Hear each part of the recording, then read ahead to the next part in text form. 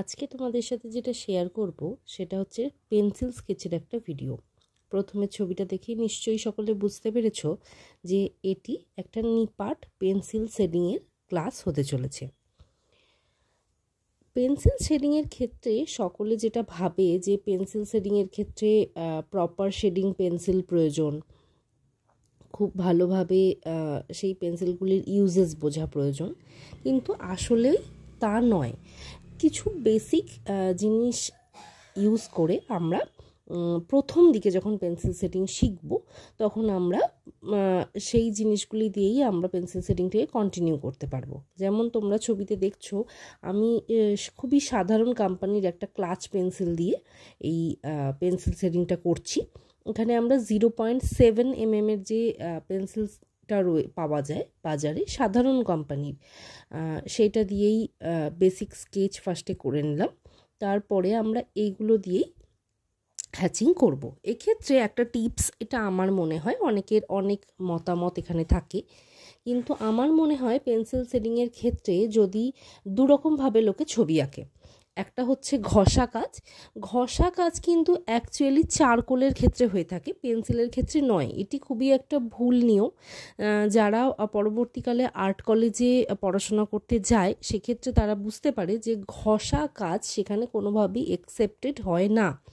কারণ পেন্সিল যখন আমরা শিখবো, পেন্সিল অ্যাকচুয়ালি তো একটা মিডিয়াম, তো পেন্সিল যখন আমরা শিখবো তখন আমাদের প্রথমেই বুঝতে হবে যে আমরা কতভাবে স্ট্রোক দিতে পারি। স্ট্রোক মিন্স হ্যাচটাকে আমাদের বুঝতে হবে। ওখানে কিছু পার্টিকুলার ফরম্যাটে আমাদের পরপর কিছু লাইন্স ড্র করতে হয়, সেই লাইন্সগুলোই একসাথে সম্মিলিত হয়ে বলা হয় সেটাকে হ্যাচিং।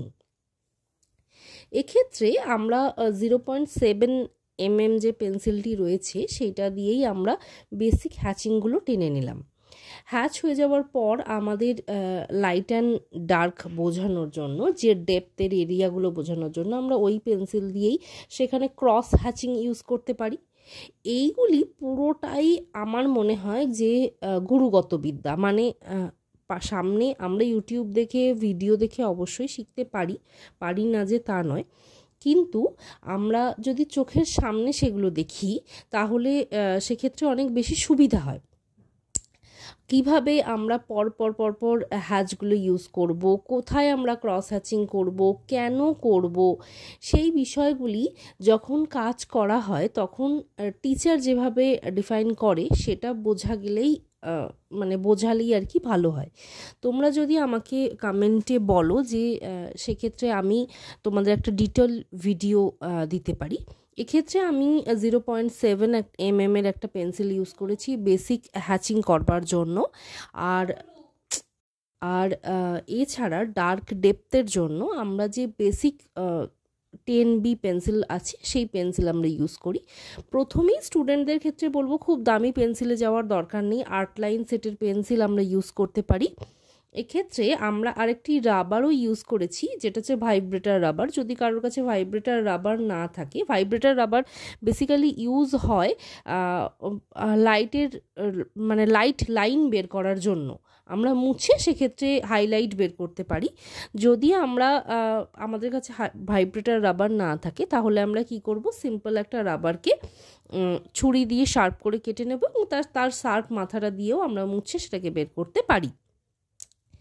এই হলো পেন্সিল শেডিংয়ের বেসিক ব্যাপার স্যাপার। কয়েকটা নর্মাল মানে নর্মাল পেন্সিল দিয়ে হ্যাচিং করে দেখো মোটামুটি একটা স্ট্যান্ডার্ড ছবি তৈরি করা যেতে পারে। এটা আমার রবিবারের ক্লাসে, মানে আমি যেখানে ক্লাস করাই সেখানের আমার ক্লাসে বাচ্চাদের দেখানো একটি ডেমনস্ট্রেশন, পেন্সিল শেডিংয়ের ডেমনস্ট্রেশন, এইটারই একটা ছোট্ট ভিডিও করে আমি ছাড়লাম। যদি কেউ ডিটেলে এই ভিডিও আরও দেখতে চাও, মানে এই ধরনের হ্যাচিংয়ের টিউটোরিয়াল ভিডিও দেখতে চাও, তাহলে অবশ্যই কমেন্ট করে জানাবে। আর ছবিটা যদি ভালো লাগে তাহলে অবশ্যই লাইক করে দিও, শেয়ার করে দিও।